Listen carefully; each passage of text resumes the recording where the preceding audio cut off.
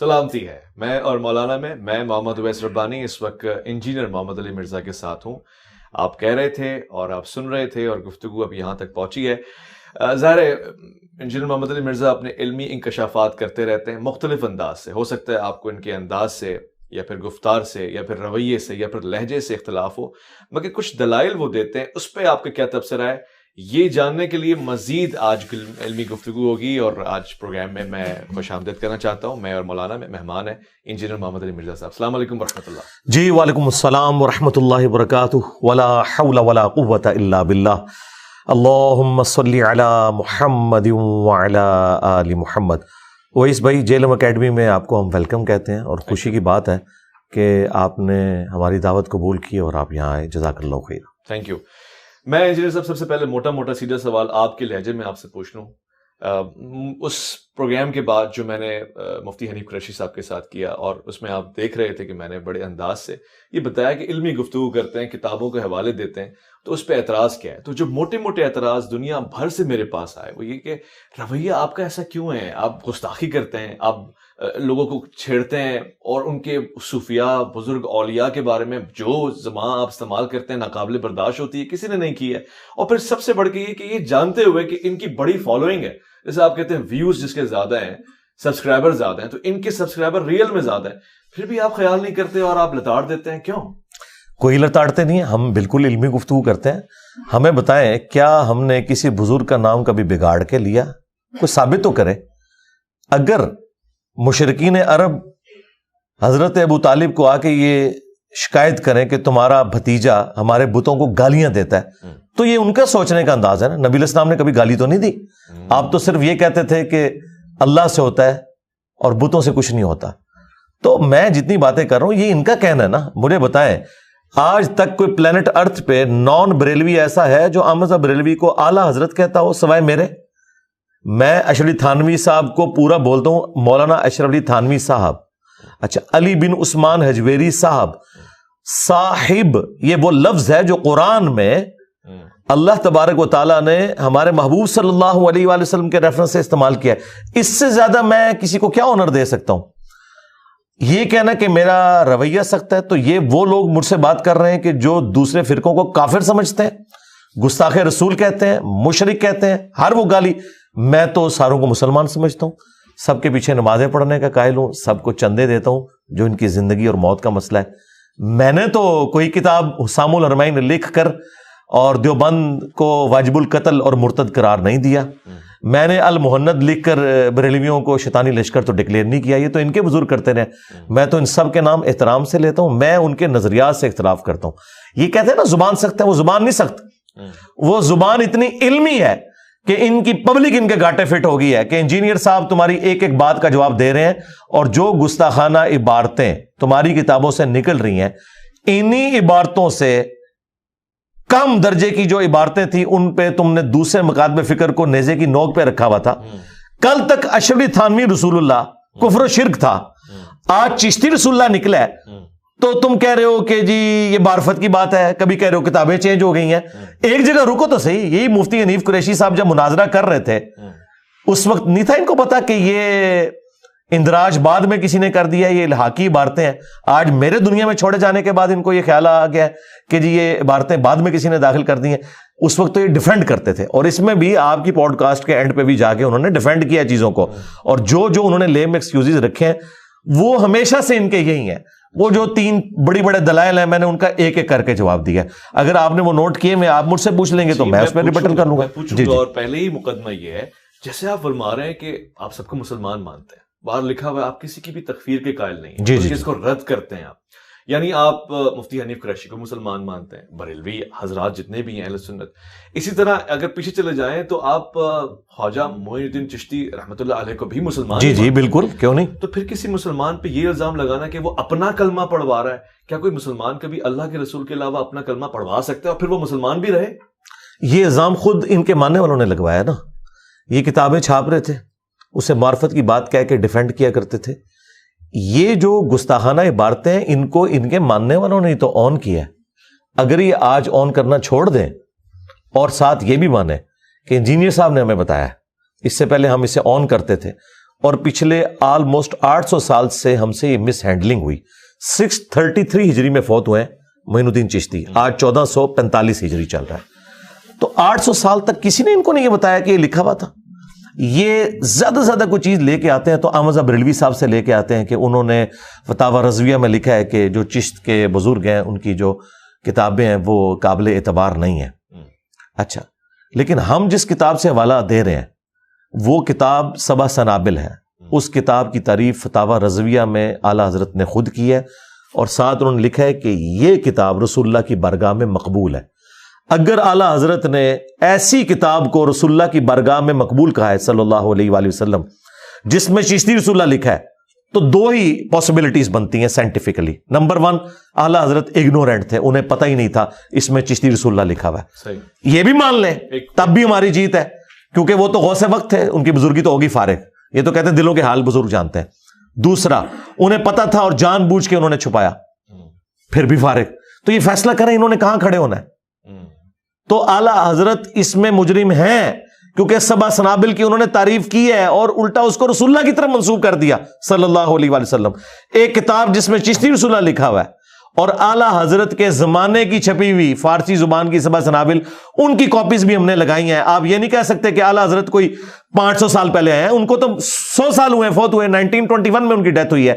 آج چل رہا ہے اگست 2023, بمشکل 102 سال ہوئے جس بندے کو فوت ہوئے. اس کے زمانے کی چھپی ہوئی سبع سنابل بھی موجود ہے, حشر بہشت کی فوائد السالکین جو اس کا رسالہ ہے وہ بھی موجود ہے. کتابیں کوئی نہیں بدلی, ان کی تو سیاہی بھی خشک نہیں ہوئی ہے. ایسا ہی ہے انجینئر صاحب, بات تو یہی ہے کہ ان کتابوں کو ڈیفینڈ بھی کیا جا رہا ہے, مگر انہوں نے کچھ زاویے دی ہیں. مطلب حنیف قریشی صاحب نے کہا کہ ایک فرضی سچویشن یہ ہے کہ اولیاء اللہ کی زبان پہ اللہ بولتا ہے, یعنی وہ اپنی نمائندگی نہیں کر رہے. مثلا ایک واقعہ ہے حضرت علی کرم اللہ وجہہ کا کہ جس میں وہ کہہ رہے ہیں کہ جی مجھے غصہ مجھ پہ غالب نہیں ہے, میں اللہ کی راہ میں لڑا تو تھوکنے کی کوشش کی, میں نے اس کو صبر کے ساتھ دیا. تو یہاں پہ اگر یہ فرض کر لیا جائے کہ اولیاء اللہ کی زبان پہ اللہ کلام فرما رہا ہے, اور وہ بتانا یہ چاہ رہے ہیں کہ جی اللہ کا رتبہ بڑا ہے اور اللہ کے رسول اس کی مخلوق ہے, یعنی وہ اپنی بڑائی اور کبریائی نہیں بتا رہے, تو کیا اس کو ایکسیپٹیبل سمجھا جائے گا؟ یہی تو ہم کہہ رہے ہیں کہ مولا علی علیہ السلام جب وہ غصے کی حالت میں اس کافر کے پیٹھ سے اترے تو انہوں نے کیا کہا, سبحانی ما اعظم شأنی, میں پاک ہوں, دیکھو میری شان کتنی بلند ہے. یا مولا علی علیہ السلام نے یہ کہا کہ لوائی اعظم من لوائی محمد, میرا جھنڈا محمد کے جھنڈے سے بڑا ہوگا. یہ مولا علی کے زمانے میں ہوتے نا تو جو خوارج کے ساتھ جنگ نہروان ہوئی ہے نا, تو جنگ نہروان کا پارٹ 2 جو ہے ان کے ساتھ ہو رہا ہوتا. یعنی کس بات کو کہاں جا کے جوڑتے ہیں. اب مجھے یہ بتائیے, آپ یہ کہہ رہے ہیں کہ اللہ ان کے منہ سے بولتا تھا, کیا کسی پیغمبر کے بارے میں کسی مسلمان کا یہ عقیدہ ہے کہ اس کے منہ سے اللہ بولتا ہے؟ قرآن میں ہے وما ينطق عن الهوى ان هو الا وحی یوحى, یہ نبی اپنی خواہش نفس سے کچھ نہیں کہتے, یہ وہ کہتے ہیں جو اللہ تعالیٰ انہیں وحی فرماتا ہے. نبی علیہ السلام نے اپنے بارے میں کبھی کلیم نہیں کیا کہ میرے منہ سے اللہ بولتا ہے. خالق اور مخلوق کا فرق تو رہے گا. ان کے پاس زیادہ سے زیادہ کوئی مثال ملتی تھی نا تو وہ کہتے ہیں جی درخت میں سے آواز آ گئی. اچھا, اسی طریقے سے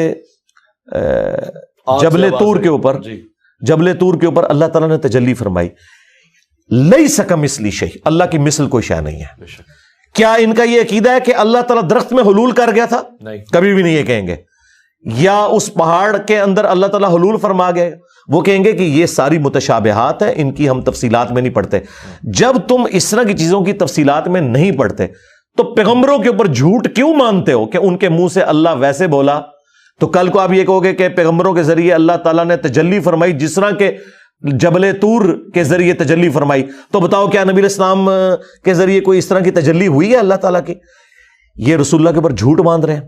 اور بخاری اور مسلم دونوں میں حدیث ہے, مولا علی علیہ السلام کہتے ہیں میں نے خود نبی علیہ السلام سے یہ بات سنی تھی کہ میری طرف بات منسوب کرنا کوئی عام بات نہیں ہے, جس نے میری طرف جھوٹ منسوب کیا وہ اپنا مقام جہنم میں دیکھ لے. یعنی کہ وہ اسلام سے گیا. جی, اس لیے کہ انہوں نے رسول اللہ کی طرف وہ بات منسوب کی ہے جو نبی علیہ السلام نے اپنے بارے میں کی نہیں ہے. تو یہ اللہ تعالیٰ نبی علیہ السلام کے منہ سے کہاں بول رہا؟ دوسری بات, اچھا یہاں پہ رک کے آپ کے اپنے دلائل میں آپ پہلے کہہ چکے ہیں کہ آپ کسی کی تکفیر کے قائل نہیں ہیں, اس سے تو آپ ثابت کر رہے ہیں کہ وہ اسلام سے خارج ہو چکے ہیں. جی, وہ مفتی حنیف قریشی صاحب نے خود کہا ہے کہ ہمارے سامنے ہوتے, ہم ان سے پوچھتے, اگر وہ اقرار کرتے تو ہم فتویٰ دے دیتے. تو مفتی صاحب ہم بھی فتویٰ دے رہے ہیں, اس پہ ہمارا اتفاق ہے. آپ کی پوڈ کاسٹ میں وہ کہہ چکے ہیں جی میں نے یہ بات کی ہے کہ وہ اب بندہ دنیا سے چلا گیا, آج ہم اس کی باتوں پہ بات کر رہے ہیں, ہم بزرگوں کو بینیفٹ آف ڈاؤٹ دے رہے ہیں نا. میں نے کہا ایک ٹن اس نے ذہن رکھا ہوا ہے کہ یہ معین الدین چشتی نے نہیں کہلوایا ہوگا, اگر انہوں نے کہلوایا تو واقعی وہ کافر تھے, اس میں تو کوئی دوسری رائے نہیں ہے. اور خود یہ حنیف قریشی صاحب نے بھی کہا کہ اگر وہ ہمارے سامنے ہوتے ہم ان سے پوچھتے, اگر وہ نہ مانتے تو ہم فتوا دیتے.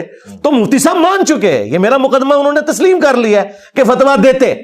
بعد میں انہوں نے جو تعویلات کی ہیں وہ بعد کی چیز ہے, وہ مان چکے ہیں یہ کلمات کفر ہیں, اگر وہ اڑیں گے تو ہم ان کے اوپر فتوا دیں گے. اچھا اب آ جائیں, مجھے یہ بتائیے, کل تک تو یہ مفتی حنیف قریشی صاحب اور ان کی پوری جماعت کہتی تھی کہ با خدا دیوانہ باش با محمد ہوشیار, کہ دیوانگی صرف اللہ کے لیے چلے گی, نبی الاسلام کے ریفرنس سے اگر کوئی دیوانگی کی بات کرو گے تو ہم کفر کا فتوا دیں گے. تو مجھے بتائیں, سبحانی ما اعظم شأنی, یہ تو اللہ کے بارے میں ہو گیا, ہمارے نزدیک تو یہ بھی کفر ہے. لیکن یہ لوائی اعظم من لوائی محمد جو بایزید بستامی کی طرف منسوب ہے, ایک ٹن حسن ظن رکھ لیتے ہیں, یہ تو رسول اللہ کی انہوں نے شفاعت کے اس عقیدے کے اوپر ڈاکہ مارا ہے, اور ان کا ہے کہ محمد اور تمام انبیاء میرے جھنڈے کے نیچے ہوں گے, اور 7 الفاظ ہیں میں قسمیاں کہتا ہوں یہ بات. اس کی تعویل فرید الدین عطار نے بھی کی, اس نے کہا کہ ان کے منہ سے اللہ بول رہا تھا, انہوں نے بھی کہا کہ اللہ بول رہا تھا. ہم یہ کہتے ہیں ٹیکنیکلی آپ کا یہ جواب اس لیے غلط ہے کہ کیا قیامت کے دن 2 جھنڈے ہوں گے, ایک اللہ کا ہوگا اور ایک اس کے رسول کا ہوگا. آپ شان الوہیت اور شان رسالت کا مقابلہ کروا رہے ہیں, اور ہم تو عیسیٰ ابن مریم کے لیے بھی جھنڈا ماننے کے لیے تیار نہیں ہے. تو آڈے بابے تو شاہ ہی کوئی نہیں, ٹھیک ہے. تو کیا رسول اللہ صلی اللہ علیہ وآلہ وسلم کے ہاتھوں میں جو لواء الحمد ہے, اس کے پیرلل میں اللہ تعالیٰ نے کوئی اور جھنڈا رکھا ہوا ہے؟ اللہ کا ہی جھنڈا ہے, وہی اللہ کا جھنڈا ہے. ہم بتاتے ہیں یہ کون سے جھنڈے ہیں, اگر ہیں یہ تو وہ بخاری مسلم میں ہے کہ قیامت والے دن ہر غادر اور خائن کے لیے میدان محشر میں ایک جھنڈا گاڑا جائے گا. اچھا, کہ یہ ہے غادر, اس نے خیانت کی تھی, اور میدان محشر کے سامنے پیش کیا جائے گا لوگوں کو کہ یہ خائن تھے. میں سمجھتا ہوں اگر انہوں نے اپنے بزرگوں کو بچانا ہے تو بچا لیں, ادروائز اگر یہ کہیں گے ان کے بزرگوں نے یہ باتیں کی ہیں تو ہم کہیں گے ہاں تمہارے بزرگوں کا جھنڈا ہوگا, وہ وہی جھنڈا ہوگا جو بخاری مسلم میں ہے کہ جو غادر کے لیے, جس نے دین کے ساتھ خیانت کی. جو میں کہتا ہوں کہ ان لوگوں نے عزتیں اویل کی اللہ اور اس کے رسول کے نام کے اوپر, چندے بٹورے انہوں نے اللہ اور اس کے رسول عز و جل و صلی اللہ علیہ وآلہ وسلم کے نام کے اوپر, سواریاں سوار کی انہوں نے مکے اور مدینے کے نام کے اوپر, لیکن پھینکی بغداد شریف میں, اجمیر شریف میں, دیوبند شریف اور بریلی شریف میں. غداری کی ہے انہوں نے. اچھا, ہاں بالکل غداری کی ہے. دیکھیں نا, اس لیے اللہ تعالیٰ نے سزا بہت بڑی دی ہے نا میری شکل میں, یہ آپ سے میرے نبی سا ہے ہی کوئی نہیں, تیرے سارے بابے شاہی کوئی نہیں, اگر وہ نبی کے مقابلے پر آ جائیں. چونکہ یہ لا کے کھڑا کر رہے ہیں تو ہم کاٹ کے پیچھے پھینکیں گے علمی طور پہ. اچھا, لیکن ایک چیز مسنگ ہے اور عوام بھی یہ کہہ رہی ہے. مثلاً پیر مہر علی شاہ صاحب پروردگار کروڑوں رحمتیں فرمائے, ان کے اوپر مناظرہ کرتے تھے, میدان میں آ جاتے تھے قادیانیوں کے خلاف بھی, اور پھر ایک تاریخ ہے اولیاء اللہ کی. آپ پہ اعتراض یہ کہ آپ مناظرے سے راہ فرار اختیار کرتے ہیں, آپ کہتے ہیں ویڈیو تک محدود رہو, سامنے نہیں بیٹھ سکتے. مطلب مفتی طارق مسعود صاحب کا واقعہ ہوا, پھر مفتی حنیف قریشی صاحب کا یہی اصرار ہے کہ آمنے سامنے بیٹھے, ہم آپ کا احترام کریں گے, آپ کی حفاظت بھی کریں گے. پھر مسئلہ کیا ہے؟ مفتی طارق مسعود صاحب کا جو معاملہ ہے وہ الگ سے ہے, اس کے اوپر میں ویڈیو ریکارڈ کروا چکا ہوں, وہ چیز ہی کچھ اور تھی. اور ابھی بھی کسی کو شوق ہے وہ آ جائے. پیر مہر علی شاہ صاحب جب نکلے تھے غلام احمد قادیانی دجال کے مقابلے پر, تو انہوں نے کوئی چھوٹو تو لانچ نہیں کیا نا, خود آئے تھے نا. تو لگائیں گے اپنے بڑوں کو ہوا, نکالیں بڑے, ہم تو کہہ رہے ہیں, اور یہ ان کی خواہش پہ.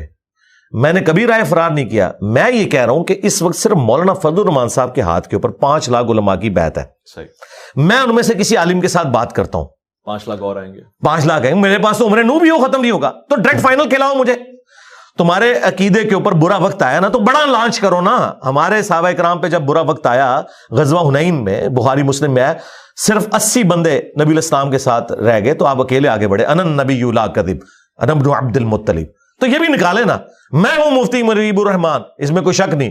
میں ہوں بریلویوں کا امام, میں ہوں مفتی تقی عثمانی, اس میں کوئی شک نہیں, دیوبندیوں کا امام. اور یہ ان کی خواہش پہ, مجھے کوئی خواہش نہیں ہے.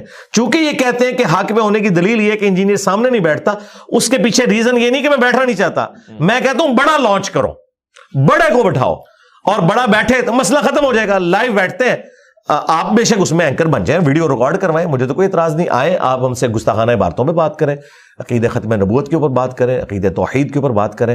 ہم اسی طریقے سے اپنے علمی دلائل رکھیں گے. لیکن چھوٹوں کے ساتھ اگر بیٹھیں گے تو چھوٹوں کی تو پارٹی ہیں. اس وقت مفتی حنیف قریشی صاحب تو ایک چھوٹی بریلویت کی ایک پارٹی کو ریپرزینٹ کر رہے ہیں نا.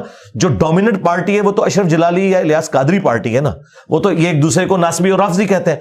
یہاں پہ بھی اگر مشترکہ کوئی بڑی شخصیت ہے وہ مفتی منیب صاحب ہے. اگر یہ سمجھتے ہیں کہ مفتی منیب صاحب کی یا تقی عثمانی صاحب کی یا اہل حدیث کے ساجد میر کی سپیکنگ پاور نہیں ہے, تو میں پہلے تو ان سے پوچھوں گا کہ اگر ان کے پاس علم اور سپیکنگ پاور نہیں ہے تم نے ایڈ کیوں اپنا بنایا ہوا ہے؟ پوائنٹ ہے. ہاں بالکل, اتارو ان کو عمارت سے, لاؤ چھوٹو کو بڑا بناؤ, میں بیٹھ جاؤں گا. آج اپنا چھوٹو لانچ کر کے اسے بڑا بناؤ اپنا, اور کوئی یہ سب سے بڑا ہمارا ہے. اور مفتی منیب صاحب ویڈیو میں آ کے کہیں کہ ہاں ٹھیک ہے میں دستبردار ہوتا ہوں, میں نے اب یہ بڑا لانچ کر دیا اپنے فرقے کے لیے, میں تیار ہوں بیٹھنے کے لیے. جس کے پاس سپیکنگ پاور ہے. اگر دیوبندی سمجھتے ہیں الیاس گھمن صاحب بیٹھ سکتے ہیں, لے ہیں ان کو. طارق مسعود صاحب کے بارے میں تو ان کے علماء کہتے ہیں ان کے اندر اس طرح کی گٹس نہیں کہ اختلافی موضوعات پہ بات کر سکیں. اس وقت بھی ان کو علماء نے منع کیا تھا کہ آپ وہاں نہ جائیں. تو میں نے علمی جواب دیا. ان کے یہاں آنے کے بعد جو میں نے ریبٹل کیا ہے, الحمدللہ سینکڑوں نہیں ہزاروں دیوبندی ریورٹ ہو چکے ہیں. ہماری لائف سٹوری سیشن چل رہے ہیں, آپ آ کے خود سن لیں. لوگوں کو پتا ہے کہ دلائل کیا ہے. تو مجھے بیٹھنے میں کوئی آر نہیں. میں کہتا ہوں کہ کس کے ساتھ بیٹھوں, ڈائریکٹ فائنل کھلاؤ. اس کی بجائے کہ یہ مثال دیتے ہیں نا مجھے, دیکھیں چھیڑنے کے لیے یہ کہتے ہیں یہ مرزا ثانی ہے, ٹھیک ہے, تو تمہارا جو وہ غلام احمد قادیانی دجال تھا ان کا تھا, کیونکہ وہ صوفیاء کے پیٹرن سے تھا. ہاں جی, حنفی تھا. اس نے خود, اس کے ماننے والے بھی کہتے ہیں منفی ہیں, وہ بغیر رفع الجدین کے نماز پڑھتے ہیں. تو جو حنفی قادیانی تھا غلام احمد قادیانی دجال, اس کے مقابلے پہ انہوں نے بڑا لانچ کیا تھا نا. اہل حدیث نے بھی ثناء اللہ امرتسری کو لانچ کیا تھا نا. تو آج اپنے بڑوں کو نکالیں. یہ مجھے مرزا ثانی کہہ رہے ہیں نا, تو بڑے نکالیں. اور بھائی ان کے بڑوں کو بھی پتا ہے کہ the damage has been done, کیونکہ غلام احمد قادیانی دجال کے ساتھ یہ پورے اس لیے پڑ گئے کہ اس نے تو ایک جھوٹی نبوت کلیم کی تھی, اس کے پاس کوئی علمی دلائل نہیں تھے. اس کے باوجود ان سے کئی بلنڈر ہوئے اس کو جواب دیتے ہوئے بھی. یعنی تحقیق الحق فی کلمت الحق میں پیر میر علی شاہ صاحب کہہ رہے ہیں کہ چشتی رسول اللہ والا واقعہ جو ہے نا, اس کو تم دلیل نہ بناؤ, وہ ایک معرفت کی بات تھی. انہوں نے بھی اس واقعے کو غلط نہیں کہا, ہاں انڈورس کیا ہے, انڈورس نہیں کیا نا, انڈورس کیا ہے کہ درست ہے وہ واقعہ. وہ کہتے ہیں تم اگر پڑھاؤ گے تو کفر ہوگا, اچھا ہمارا بابا پڑھائے گا تو جائز ہوگا. ہاں اب میں آپ کی اس بات سے میں اسی کے تسلسل میں کہہ دوں کہ انجینئر محمد علی مرزا صاحب کئی مرتبہ کہہ چکے ہیں, اور اکثر حضرات کا کوئی 80% لوگوں کا یہ کہنا ہے کہ جی مناظرے سے رائے فرار اختیار کرتے ہیں. تو میں نے یہ بات ان سے پوچھ لی ہے. اب ان کا یہ کہنا ہے کہ جی فائنل کھیلنا چاہتا ہوں, اور پیچھے مثال بھی دے دی ہے. تو مفتی منیب الرحمان اگر یہ میرا پیغام سن رہے ہو تو پھر کیا چیز ہے. میں اور ہم سب آپ کی قدر کرتے ہیں, آپ نمائندگی فرمائیں. اور بڑا نام لیا مفتی تقی عثمانی صاحب, یعنی کیا چیز ہے. یا تو آپ کہہ رہے ہیں کہ ان کی بات میں کوئی دم خم نہیں ہے, جو کہ میں یہ دیکھ رہا ہوں کہ ویوز اس بات کا, اس کی شواہد نہیں دے رہے. ویوز سے مراد لوگ جس تعداد میں سن رہے ہیں یہاں پر اور وہاں پر اور سب جگہ پہ اور ہندوستان میں. تو پھر کیا چیز ہے جو آپ گفتگو نہیں کر رہے, اس کا جواب آپ ضرور دیجیے گا. اور اگر یہ کہہ رہے ہیں کہ اگر آپ فن خطابت کے ماہر نہیں ہیں, یا آپ خود بھی ذوف میں ہے, کسی بھی حالت میں ہے, آپ کسی اور کو نمائندہ بنا دیں اور مستند نمائندہ ہو, اور ویڈیو میں اناؤنسمنٹ کریں. ویڈیو میں اناؤنسمنٹ لکھنے والا نہیں, وہ پھر ٹویٹس بھی یہاں ڈیلیٹ ہو جاتی ہیں جب پریشر آتا ہے اسٹیبلشمنٹ کا. ویڈیو میں بیٹھنے کے لیے تیار ہوں, کوئی حل نہیں جناب. میں کہتا ہوں جی آج ہی آپ بات کریں, میں بیٹھنے کے لیے تیار ہوں. اور میں اس سے بڑی آفر دے رہا ہوں, اگر یہ کہتے ہیں نا کہ بیٹھنا ہے, میں ان کو اپنی سیٹ پہ, اپنی یہ جو میرے پیچھے والی سیٹ ہے اس پہ بٹھاؤں گا, تسلی سے ان کی بات سنوں گا, میں قدموں میں بیٹھوں گا. اور کوئی گستاخی سرکار نہیں, کیوں گستاخی ہوگی؟ نہیں, دیکھیں مجھے بتائیں, یہ تو ایک دوسرے کے اوپر لانتیں بھیجتے ہیں. میں تو ان کے نام کے ساتھ حافظہ اللہ تعالیٰ کہتا ہوں. میں نے مفتی حنیف قریشی صاحب کا جب بھی نام لیا حافظہ اللہ بولا, مفتی منیب صاحب کے ساتھ بولا. یہی تو بات حیران کرتی ہے کہ اخلاق کا یہ والا زاویہ مجھے بڑا متاثر کرتا ہے. یہ ان کو توفیق نہیں ہوگی, یہ کبھی مجھے حافظہ اللہ بولے نا, اگلا جمعہ نہیں اپنی مسجد میں پڑھا سکتے لوگ. ان کو میں وہ الفاظ نہیں بولنا چاہتا, پھر کہیں گے غیر پارلیمانی الفاظ استعمال کر دیے. تو دیکھیں یہ ہمارا حوصلہ ہے, ہمارا تو کوئی اسٹوڈنٹ, بلکہ میرے اسٹوڈنٹس جو ویلاگز بناتے ہیں وہ بھی ان علماء کے ساتھ حافظہ اللہ کہتے ہیں.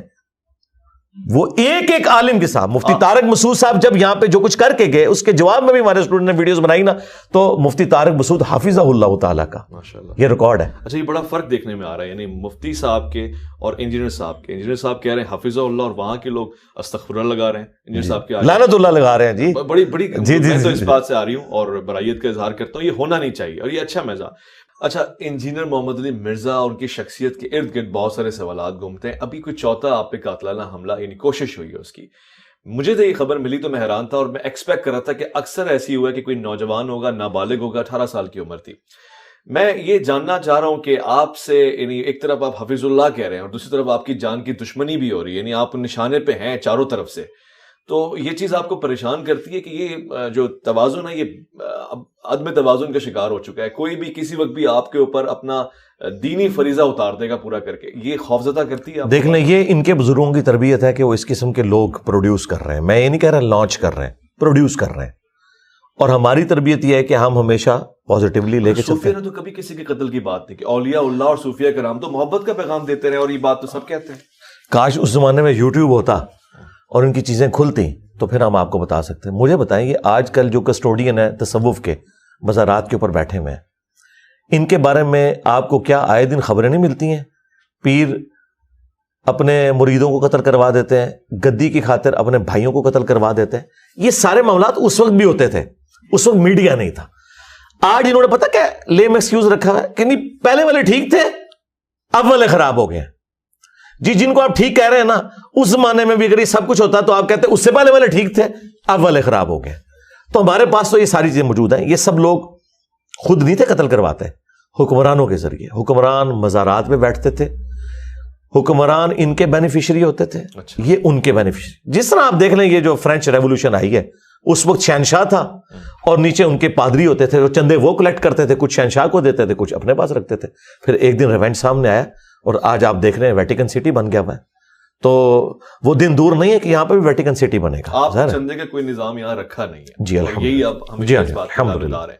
مگر سوال یہ ہے کہ جتنے بھی لوگ ہیں جو آپ کے خلاف ہیں یا ناقد ہیں، ان کے پاس تو ایک سسٹم ہے اور چل رہا ہے اور وہ نظر بھی آتا ہے، ڈونرز ہیں. آپ کس کے چندے پہ چل رہے ہیں؟ آپ کے سر پہ کس کا ہاتھ ہے؟ آپ کے کاندھے پہ کس نے شاباش کہا ہوا ہے؟ یعنی اس ملک میں تو اس طرح سے کوئی ڈنکی کی چوٹ پہ نہیں بات کر سکتا. تو آپ کے پیچھے بیک سپورٹ کیا ہے؟ بیک سپورٹ اللہ تعالیٰ کی ہے جی، الحمدللہ. اور یہ کہنا کہ میں چندوں کے بغیر کیسے چل رہا ہوں، میرے بھائی میں نے کوئی یہاں پہ کوئی بچے تو نہیں رکھے ہوئے ہاسٹل میں جن کا میں نے خرچہ اٹھانا ہے. ہمارے اخراجات اس طرح کے ہے نہیں ہے نا کہ جس طرح کے اخراجات ان کے ہیں. ہم موٹر بائک یوز کرتے ہیں، ہم نے کوئی گاڑیوں میں تو جانا نہیں ہوتا. اور جو اتوار والے دن لوگ آتے ہیں انہیں ہم سموسہ اور دودھ پتی بس یہ سرو کرتے ہیں. کوئی انہیں ہم 4-5 ڈشیں تو کھلاتے نہیں ہیں. تو اس طرح کے جو معاملات ہیں وہ ہم آپس میں دوست احباب مل کے ان کو مینج کر لیتے ہیں. ہمیں کسی سے مانگنے کی ضرورت نہیں پڑتی. جو ہمارے اپنے اکیڈمی کے ممبرز ہیں تو وہ چیزیں میٹ ہو رہی ہیں. تو بڑے لیول کے جو اخراجات ہیں وہ ہمارے ہے ہی نہیں ہے نا. اب ایک کیمرہ لیا ہوا ہے، ایک انٹرنیٹ کا کنیکشن لیا ہوا ہے، وہ تو کیمرہ ایک دفعہ لے لیا نا. یہ تو نہیں کہ ہر دفعہ ریکارڈنگ کے لیے نیا کیمرہ لینا پڑتا ہے. اس کی ایڈیٹنگ ہمارے ایک بھائی کر رہے ہیں، وہ فی سبیل اللہ کر رہے ہیں. یہ کیمرے کی ریکارڈنگ کر رہے ہیں، یہ فی سبیل اللہ کر رہے ہیں. تو یہاں پہ لوگوں نے اپنی ڈیوٹیز بانٹی ہوئی ہیں. یہاں پہ جو سیکیورٹی کے اوپر بھی مامور لوگ ہیں ان لوگوں نے بھی اپنی ڈیوٹیز بانٹی ہوئی ہیں، وہ فی سبیل اللہ سارے کام کر رہے ہیں. لیکن وہاں پہ اب ہر مد میں جتنے لوگ انہوں نے بھرتی کیے ہیں نا ان کو وہ تنخواہیں دیتے ہیں. مولانا الیاس قادری صاحب کورونا کے دنوں میں خود بتا رہے تھے کہ 37,500 ہمارے ملازمین ہیں. تو بھائی 37,500 ملازمین ہیں، جب ان کی تنخواہیں میٹ کریں گے تو اربوں کا بجٹ بنے گا. تو اس لیے ان کو لینا بھی پڑتا ہے. تو ہمارا تو یہاں پہ کوئی بھی ملازم نہیں ہے. ایون یہ جگہ بھی جو ہے یہ بھی کرائے کے اوپر ہے. یہ ایسا نہیں کہ یہ کوئی پرماننٹ یہاں ہم نے کوئی ایک مسجد قائم کر لی ہے. اور یہ بھی ایک ہی دن ہفتے میں کھلتی ہے، اتوار والے دن، اور ریکارڈنگ کے بعد بند ہو جاتی ہے، پھر نیکسٹ سنڈے کو کھلتی ہے. کسی شخصیت کے پیچھے ہاتھ نہیں ہے جو سپورٹ کرتی ہے؟ نہیں، کیوں کرے گی؟ مجھے بتائیں آپ اس شخصیت کا یا اس ادارے کا نام لیں، میں اس ادارے سے اختلاف رائے کی اپنی ویڈیو آپ کو دکھا دوں گا.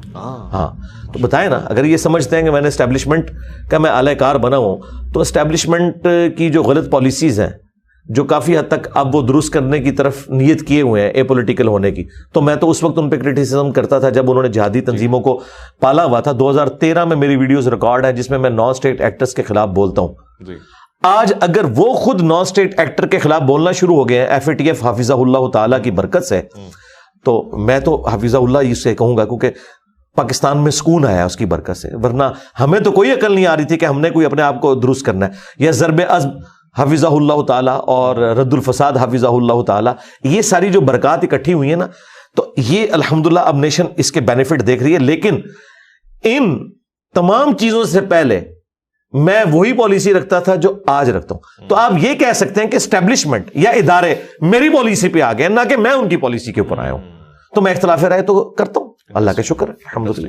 آپ کی تاریخ بھی بتا رہی ہے کہ پہلے یعنی یہ تمام باتوں کی ضمن میں یہ بات کہہ رہا ہوں کہ آپ پہلے دعوت اسلامی میں بیٹھتے تھے, آپ وہاں شاگرد بھی رہے یعنی بریلوی تھے, پھر اس کے بعد آپ اہل حدیث کے عقائد سے بڑے متاثر ہوئے, پھر مولانا اسحاق صاحب کے ساتھ آپ کی نشستیں رہیں. تو جو آپ کی زندگی میں تغیر آتا جا رہا ہے, تبدل آتا جا رہا ہے, مستقبل کا انجینئر محمد علی مرزا کون ہوگا؟ شیعہ؟ نہیں, مستقبل تو یہی ہے جو ہم مسلم ہیں. اور اس کے اوپر میں اینٹی وینم اور پھکی اور الزامی جواب دیتا ہوں.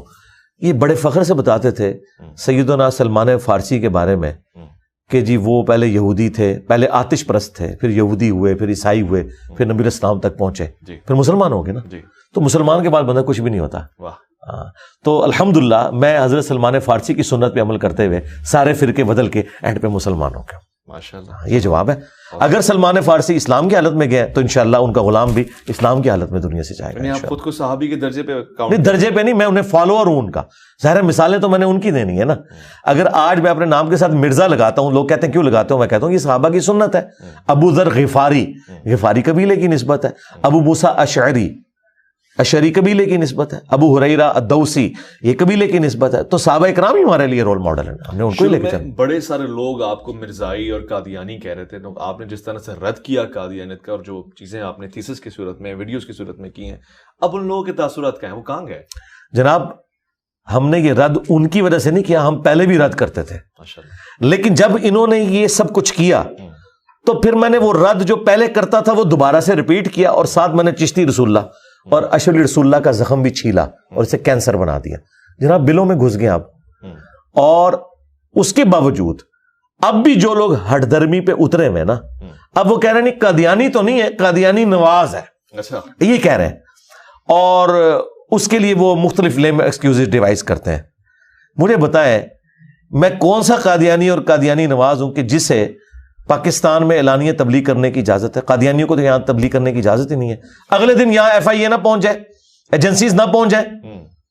بات ہے. اور اگر آپ یہ سمجھتے ہیں کہ قادیانی اتنے مضبوط ہو گئے ہیں کہ آپ کی فوج, ایجنسیز, سارے ادارے فیل ہو گئے ہیں اسے روکنے میں, تو سرکار آپ کو تو پھر حرام موت مر جانا چاہیے کہ آپ کے ملک کے اندر غلام احمد قادیانی دجال کا سپورٹر نعوذ باللہ وہ اس طرح سر عام جو ہے وہ تبلیغ کرتا پھر رہا ہے. تو پہلے تو آپ ان ایجنسیز کے اوپر چڑھ دوڑے نا کہ جنہوں نے اجازت دی ہوئی ہے اس کو. تو یہ سارے ان کے جھوٹے ایکسکیوز تھے. اس کا فائدہ یہ ہوا کہ میں نے ان تمام چیزوں کو ہائی لائٹ کیا, اور میں نے بتایا کہ یہ لوگ ختم نبوت کے نام کے اوپر چندے کھا رہے ہیں. ان کی تحریکیں ختم نبوت تحریکیں نہیں ہیں, یہ اینٹی قادیانی ہے. ٹی ایل پی بھی اینٹی قادیانی تحریک ہے. ختم نبوت تحریک ہوتی نا تو لاہور سے جہاں چشتی رسول اللہ کتاب چھپ رہی ہے اور کشف المحجوب جہاں پہ گستاخانہ عبارتیں لکھی ہوئی ہیں, اب تک آج تک موجود ہے, وہ میں ہائی لائٹ کرتا رہتا ہوں. ادھر بھی کوئی دھرنا دیتے نہیں دیتے کیونکہ وہ ان کے فرقے کی چیزیں. تو اللہ کے فضل سے ختم نبوت پہ آج تک کسی نے کام ہی نہیں کیا تھا سوائے میرے. آج تک صرف اینٹی قادیانی کام ہوا تھا. ختم نبوت پہ پہلی دفعہ کام جو ہوا ہے نا وہ الحمدللہ ہمارے پلیٹ فارم سے ہوا ہے کہ ہم نے نہ غلام احمد قادیانی دجال کو چھوڑا, نہ اشعری تھانوی رسول اللہ, چشتی رسول اللہ, شبلی رسول اللہ, اور پتہ نہیں کتنے کتنے رسول اللہ ساتھ لگائے ہیں انہوں نے.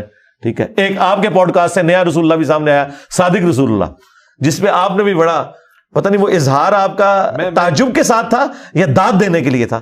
اکثر تعجب کے ساتھ ہی. اچھا تعجب کے ساتھ, جیسے آپ کی بات سے میں بھی, تو اس میں آپ کو استغفر اللہ پھر پڑھنا چاہیے تھا. تعجب کا اظہار تو اس طریقے سے ہوتا ہے. جی ہاں ظاہر ہے. یعنی آپ کہہ رہے ہیں کہ پیچھے تمام زمانے میں پاکستان میں جو تحریکیں چلیں, جو خدمت ہوئی تحفظ ختم نبوت کی, جو قوانین پاس ہوئے بھٹو صاحب کے زمانے میں, ان کی محنت کچھ محنت نہیں, محنت ہے اینٹی قادیانی ہے, ادھوری محنت ہے, اینٹی قادیانی ہے. اور میں آپ کے کیمرے کی وساطت سے یہ بالکل اعلانیہ کہہ رہا ہوں, اگر یہ آج کے دور میں قادیانی والا ایشو اٹھتا تو چشتی رسول اللہ, اشعری رسول اللہ پارٹی نے بھی نہیں بچنا تھا میرے ہاتھوں. جی جی جی, میں نے ایسا ہنگامہ کھڑا کرنا تھا. ظاہر ہے اس وقت تو بھائی وہ بھی کیا دن تھے, ہم بھی ایک جن تھے, آج ہم دیو ہیں, جنوں کے بھی پیو ہیں. ہاں اللہ کے فضل سے ہم نے تو یہ ہنگامہ کھڑا کرنا تھا کہ کوئی بھی نہیں بچے گا جس نے ختم نبوت پہ ڈاکہ مارا ہے. ٹھیک ہے, یہ تو ان کی قسمت اچھی ہے کہ یہ بچ گئے ہیں. باقی جو ڈیسیژن ہوا بہت اچھی بات ہے, ایک سٹیپ طے ہوا, لیکن یہ ادھورا ڈیسیژن تھا. اس وقت یہ طے ہونا چاہیے تھا.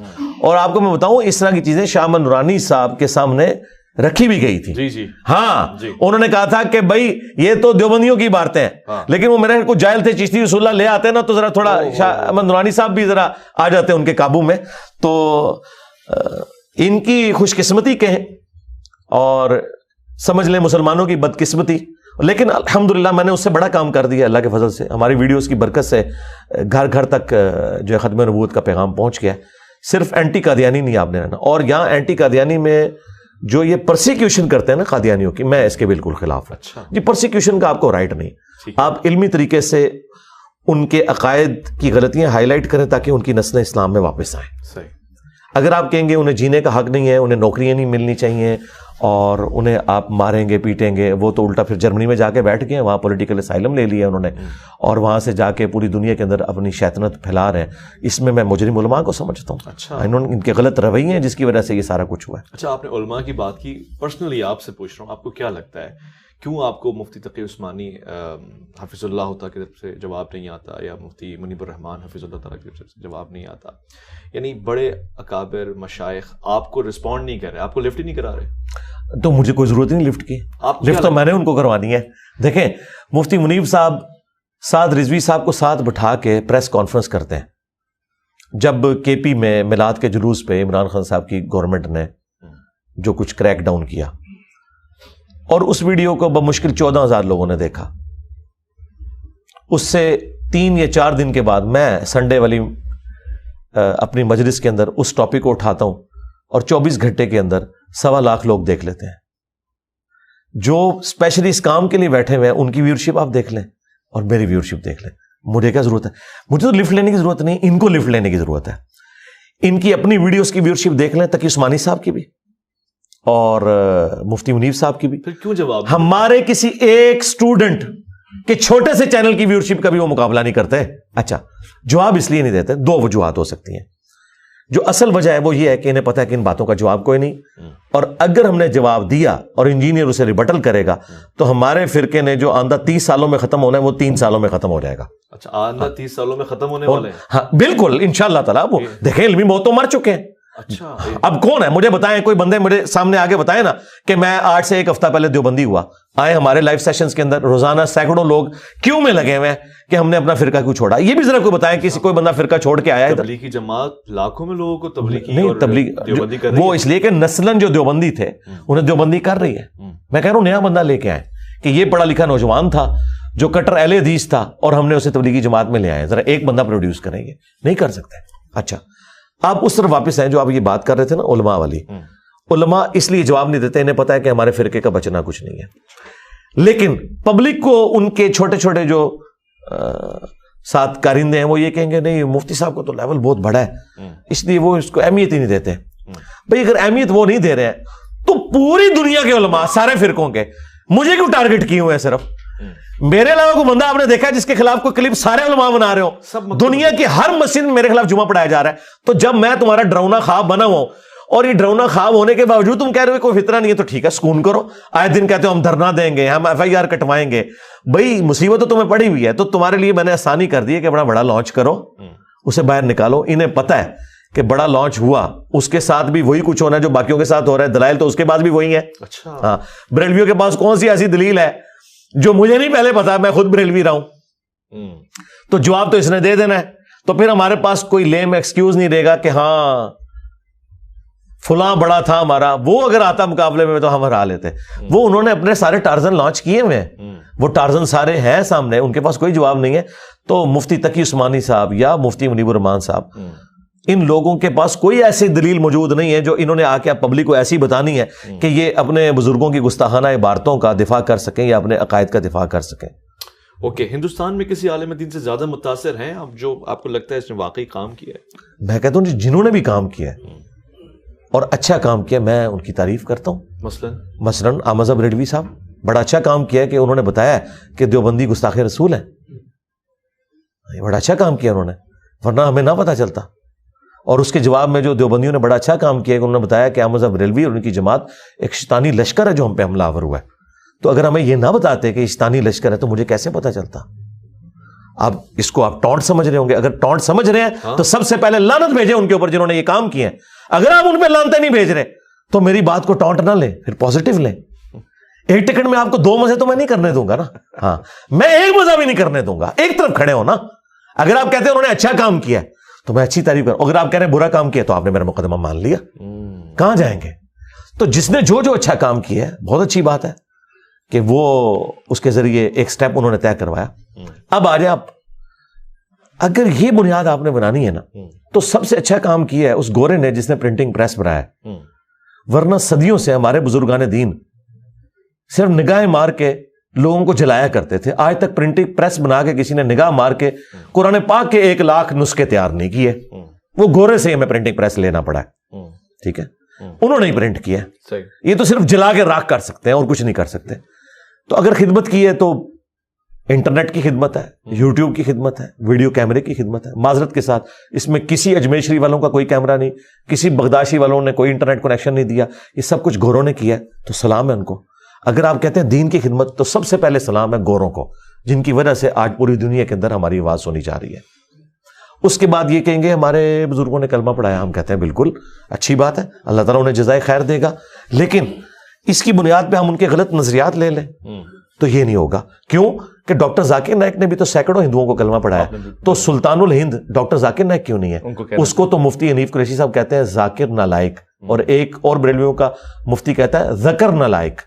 ذکر کہتے ہیں مرد کی شرمگاہ کو, یہ نام اس طریقے سے لیتے ہیں. تو میں نے تو آج تک معین الدین چشتی یا علی بن عثمان حجویری یا بایزید بستامی ان کے ناموں کے ساتھ اس طرح کا بگاڑ والا کیا کام بتائیں. وہ ڈاکٹر ذاکر نائک صاحب نے جو امام حسین اور یزید کے حوالے سے بات کی تھی اس کو انڈورس کرتے ہیں آپ؟ میں تو سب سے پہلے میں نے تو اس کا علمی رد کیا تھا 2010 کے اندر. اسی کے بعد تو اہل حدیث میرے خلاف ہوئے تھے. اچھا. اور میں نے تو پھر یزید کے باوجداد کے بھی سارے کے سارے جو کارنامے تھے بخاری مسلم میں وہ بیان کیے.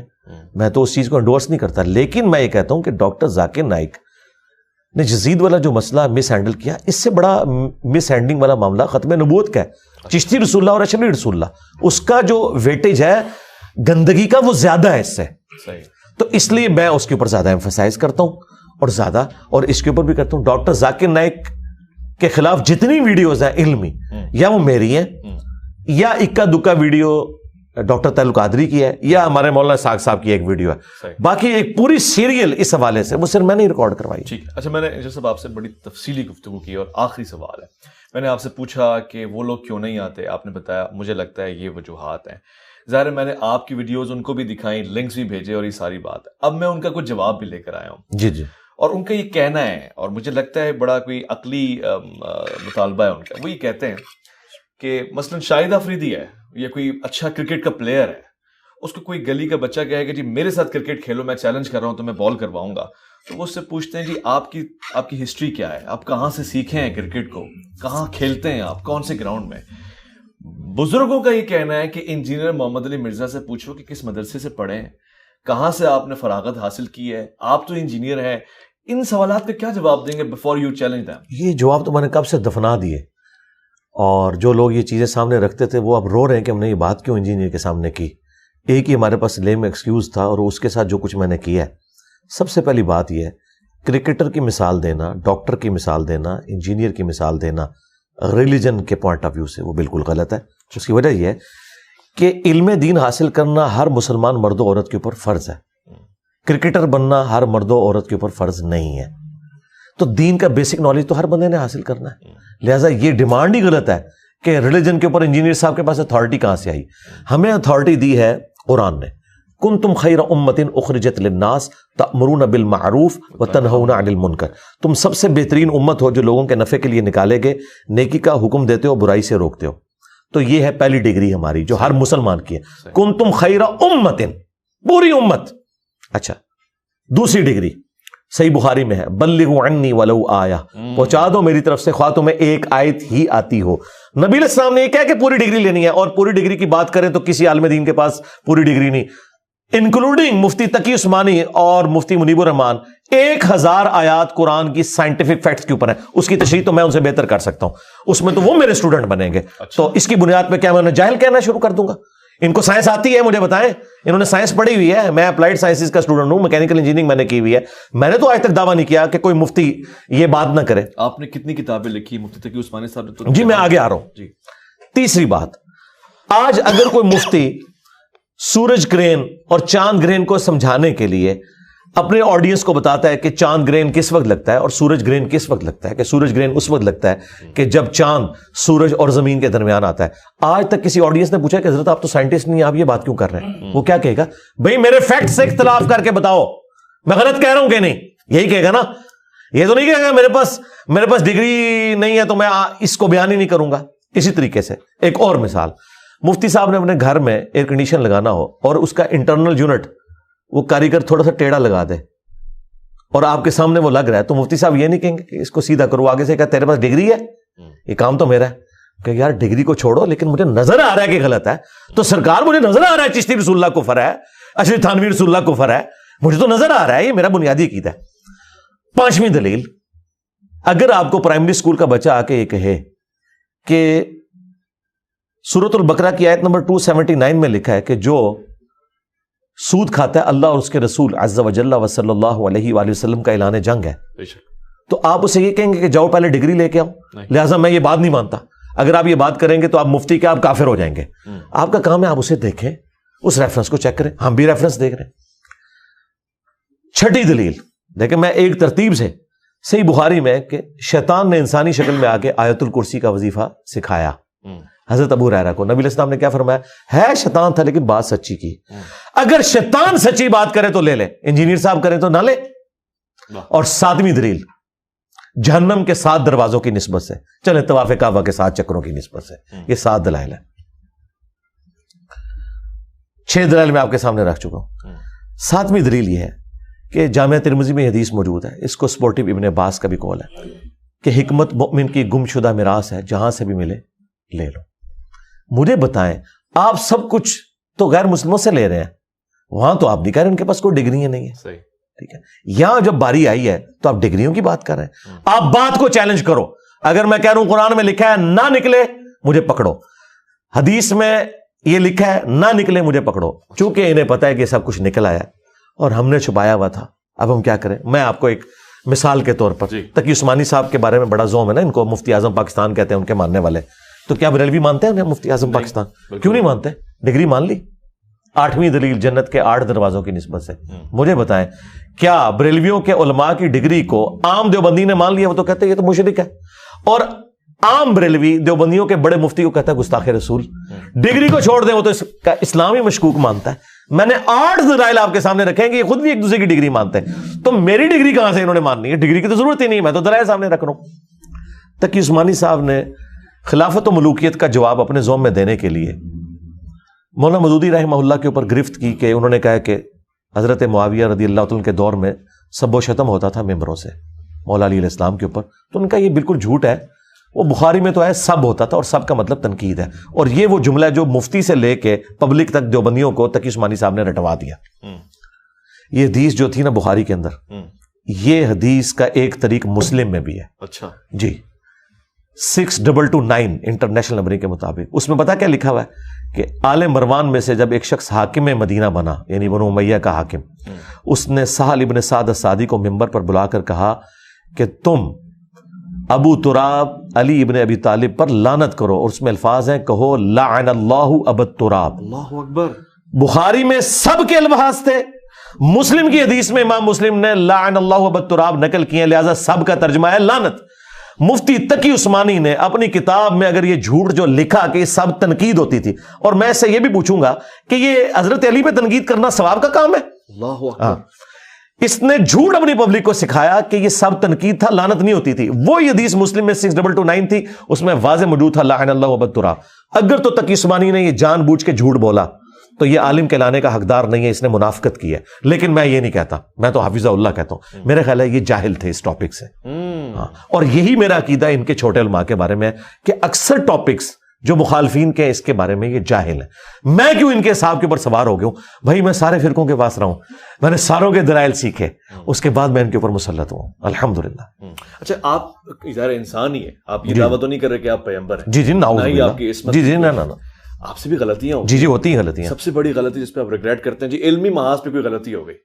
علمی محاذ کے اوپر سوائے میرے کوئی اور بندہ نہیں ہے جس نے ویڈیو ریکارڈ کرائی ہو انجینئر محمد علی مرزا کے 10 رجوع. اچھا, مجھے ذرا تقی عثمانی کا کوئی ایک رجوع والی ویڈیو دکھائیں اور اس کی ہیڈنگ یہ ہو میں کہتا ہوں یہ میں اکثر بولتا ہوں ہمسا ہو تو سامنے آئے, یہ میں تکبر کے طور پہ نہیں بولتا. ہر وہ گندگی جس کو تم گندگی سمجھتے ہو نا, اللہ نے میرا دامن اس سے پاک رکھا ہے, اور تمہارے بزرگوں میں وہ بدرجہ اتم موجود ہے. تکویری سوچ ہو, تکبر ہو, انا ہو, یہ میرا جو پیشن ہے نا, یہ میرا تکبر نہیں ہے, یہ میرے ایمان کا تقاضا ہے. اگر میں کانفیڈنس لوز کروں, میں جب کہتا ہوں یہ قرآن میں لکھا ہوا ہے, تو یہ میں قرآن کے اندر اپنے ایمان کا اظہار کر رہا ہوں. یہ انداز, یہ نبی اسلام کا انداز ہے. صحیح مسلم میں 2005 نمبر حدیث ہے, نبی اسلام جب ممبر پہ چڑھتے, جابر بن عبداللہ کہتے ہیں, اور اس حدیث کو امام جعفر نے اپنے والد امام باقر سے, اور انہوں نے جابر بن عبداللہ سے روایت کیا ہے, تو نبی اسلام کی آواز بلند ہو جاتی, غصے میں اضافہ ہو جاتا, آنکھیں سرخ ہو جاتی, گویا ایک جرنیل اپنی فوج کو تیار کر رہا ہے. یہ سٹائل تو نبی اسلام کا ہے, یہ صرف میرا اور ڈاکٹر اسرار کا سٹائل نہیں ہے. لیکن یہ چونکہ اس سٹائل کے عادی تھے جس میں انہوں نے جھوٹ سن کے تو لوری دے دے کے سلا دیا امت کو, تو اب ان کو یہ سٹائل آکورڈ لگتا ہے. انہیں یہ پتا نہیں, یہ سندر سٹائل ہے. باقی نارمل گفتگو میں تو ایک اچھے طریقے سے کرتا ہوں. اب مجھے بتائیں, شاید افریدی جب اپنے گھر میں اپنی بیوی سے روٹی مانگتا ہوگا تو پیار سے ہی بات کرتا ہوگا, لیکن اس کی بیوی نے کبھی اسے تان کیا ہے کہ میدان جنگ میں جا کے, یعنی کہ کرکٹ کے میدان میں, یہ تم ایسا سے کیوں کرتے ہو, تو میرے سے کیوں, یہ کون گلا کیوں ہوتا ہے؟ ہاں, آپ مجھ سے یہ بات کریں کہ میں نے کسی کو گالی دی ہو یا میں نے کوئی ریفرنس غلط کوٹ کیا ہو, تو الحمدللہ میں ہر وہ معاملہ جس کو یہ برائی سمجھتے ہیں اپنے دامن کو اس سے پاک کر کے چلتا ہوں, اور ہر وہ اچھائی جو یہ کلیم کرتے ہیں وہ اللہ کے فضل سے میرے اندر موجود ہے. اور ان کے بزرگوں میں نہیں, یہ کہتے ہیں نا اچھائی ہونی چاہیے, تکفیر نہ کرو. تمہارے سارے بزرگ تکفیر کر کے گئے. حسام الارمین میں دیوبندیوں کی تکفیر ہوئی ہے, اور المہند میں انہوں نے بریلویوں کی تکفیر کی ہے, شیطانی لشکر کہہ دیا احمد بریلوی کو, اور خوارج کی جماعت اہل حدیث کو کہا ہے. وہ تمہارے سارے بزرگ, اور اس پہ اشری تھانوی کے سگنیچر ہوئے ہیں. یہی تقی عثمانی صاحب کہتے تھے ہمارے بزرگ تو بڑی احترام سے بزرگوں کا نام لیتے تھے, المہند علی المفند, ہند کی تلوار ایک سٹھیائے ہوئے پاگل بابے کے سر پہ. جب آپ احمد بریلوی کو المفند کہہ رہے ہو تو تمہارے اخلاقیات کہاں گئے؟ میں نے تو کبھی نہیں ان کو کہا المفند. ہاں, میں نے جنرل کہا ہے المہندس علی المفندین. ہاں انجینئر ہیں آپ. ہاں انجینئر, تمام مفندین کے اوپر. اب مفندین کون ہے, میں نام کسی کا نہیں لیتا. ہر وہ بندہ جو چشتی رسول اللہ, اشرف رسول اللہ کا دفاع کرتا ہے وہ مفند ہی ہے نا. بہت بہت شکریہ انجینئر محمد علی مرزا صاحب. یہ گفتگو انشاءاللہ جاری رہے گی. آپ کی گفتار سے جن لوگوں کو اور جو معاشرے میں موت پڑ گئی ہے, پہلے اس پہ بھی ہم بات کر لوں. مثلا آپ نے لتاڑ دیا مفتی حنیف قریشی صاحب کو, اور پیچھے ایک سوال میرے پاس ہے, میں پچھلی گفتگو میں آیا, ان سے پھر رابطہ بھی ہوا, اور دوبارہ ایک الزام جو آپ پہ بارہا لگتا رہا ہے اور ابھی بھی ہے کہ آپ جی خبر کو مقتدا, اور پھر ساری بات کا سینٹنس وہ انگریزی میں کہتے ہیں کہ ہینگ ہم ناٹ لیو ہم کو آپ قومے کے ساتھ ہینگ ہم ناٹ لیو ہم کر دیتے ہیں. تو ایسے ہی آپ نے اشرف علی تھانوی رسول اللہ اور چشتی رسول اللہ کر دیا. اصل میں یہ بزرگوں نے اللہ کے رسول کی محبت میں کہے ہوئے کلمات ہیں, اور یہ ان کی طرف اشارہ نہیں کرتے. مطلب آپ اس کو جسٹیفائی ہوتا ہوا دیکھ رہے ہیں؟ اللہ نہ کرے جی, ہمیں تو اس سے پہلے موت آ جائے کہ ہم اس طرح کی چیزوں کو جسٹیفائی کریں. مجھے بتائیں, کیا سیدنا ابو بکر نے کبھی یہ کلمہ پڑھوایا لا الہ الا اللہ صدیق رسول اللہ؟ حالانکہ ابو بکر صدیق تھے, وہ کنایا کرتے, دونوں مطلب لیتے, زومانی جملہ بولتے, اور بعد میں کوئی پوچھتا تو وہ کہتے کہ میں صدیق کو نبی الاسلام کی طرف کر رہا ہوں, رسول اللہ بھی تو صدیق ہے. یا سیدنا عمر نے کبھی کلمہ پڑھوایا لا الہ الا اللہ فاروق رسول اللہ, یا غنی رسول اللہ, یا مرتضی رسول اللہ؟ کبھی بھی نہیں. یہ اس طرح کی جو تماش بینیاں یہ لوگ کر رہے ہیں, کیا یہ اللہ کے نبی الاسلام کے سامنے اس طرح کے جھوٹے لیم ایکسکیوزز کو جسٹیفائی کر سکتے ہیں؟ نیور, کبھی بھی نہیں کر سکتے. اور دوسری طرف ان کا حال یہ ہے کہ مخالف تھوڑی سی بھی کوئی بات میں الفاظ کا چناؤ ڈیفرنٹ کر دے تو یہ کہتے ہیں کہ جی گستاخی کی تعویل بھی نہیں ہوگی. یہاں پہ خود تعویل بیان کر رہے ہیں. جس چشتی رسول اللہ میں معین الدین چشتی صاحب نے چشتی سے مراد نبی الاسلام کو لیا. بھائی نبی الاسلام تو ہاشمی ہے, ان کا چشت سے کیا لینا دینا؟ اور عربی میں تو چے ہوتی ہی نہیں ہے. ہاں, عربی میں چے کہاں سے آ گئی؟ تو یہ اس طرح کی چیزیں, مطلب اللہ تعالیٰ سے ڈر جائیں. اور پھر الٹیمیٹلی ان کے پاس پتہ کیا ایک بھاگنے کا راستہ ہے. وہ کہتے ہیں کہ جی جس طرح مفتی صاحب نے بھی اپنی گفتگو میں آپ کے سامنے بات کی کہ اللہ کی محبت میں اگر کسی کی دماغ کی لو چٹک گئی ہو, تو ہم یہ کہتے ہیں یہ جو چٹک جاتے ہیں آپ کے سارے بزرگ, خلفاء راشدین میں سے تو کوئی نہیں چٹکا, صحابہ کرام میں سے تو کوئی نہیں چٹکا. کیا آپ کے بزرگوں کی محبت کا معیار اور لیول ان سے بھی بڑھ کر ہے؟ اچھا, پھر یہ کہتے ہیں کہ جی وہ جو بڑی ہستیاں تھیں ان میں ضبط تھا, ان میں ضبط نہیں تھا. ضبط نہیں تھا تو ٹھیک ہے, پھر پاگل ڈکلیئر کرو. خود بھی وہ مان رہے ہیں. اس میں انہوں نے ویڈیو میں کہا ہے کہ 3 لوگوں سے اللہ نے قلم اٹھا لیا. یہاں پہ تو وہ مثال دیتے ہیں کہ جی خضر علیہ السلام, موسیٰ علیہ السلام کہہ رہے ہیں لن تستطیع معی صبرا. تو ضبط و صبر تو ہر کسی کا الگ الگ ہو سکتا ہے نا, پیمانہ نہیں ہو سکتا ہے, بالکل ٹھیک ہے. پھر اس کو اس کیٹیگری میں فال کریں. پہلی تو بات یہ ہے کہ حضرت خضر اور موسیٰ علیہ السلام کا جو واقعہ ہے اس میں حضرت خضر علیہ السلام نے اینڈ پہ وہ کلیریفائی کیا کہ میں نے اپنی مرضی سے کچھ نہیں کیا، یہ وہ ہوا جو اللہ نے مجھے حکم دیا تھا. یہ دعویٰ یا تو کوئی پیغمبر کر سکتا ہے یا غلام احمد قادیانی دجال کر سکتا ہے. تو مجھے بتائیں ان کے بابے جو اپنے ناموں کے کلمے پڑھاتے رہے، کیا وہ پیغمبر تھے یا دجال تھے؟ فیصلہ کر لیں کہ وہ غلام قادیانی پارٹی میں سے تھے یا پیغمبر تھے. پیغمبر تو وہ نہیں تھے تو یقیناً پھر وہ دجال تھے. یا ہمارے والا آپ نظریہ رکھیں کہ ان کی کتابیں بدل گئی ہیں، اور اگر کتابیں بدل گئی ہیں پھر تو مجرم آپ ہیں. آپ ان کتابوں کے کسٹوڈین ہیں، ان کتابوں کو چھاپ رہے ہیں، ان کو پرنٹ کر رہے ہیں، الٹا مناظروں میں آ کے دفاع کرتے ہیں. جی بخاری میں حدیث ہے 3 لوگوں سے اللہ تعالیٰ نے قلم اٹھا لیا ہے، ایک جو پاگل شخص ہے، ایک سویا ہوا شخص اور نابالغ. اور وہ کہتے ہیں جو اللہ کی محبت میں پاگل ہو جائے.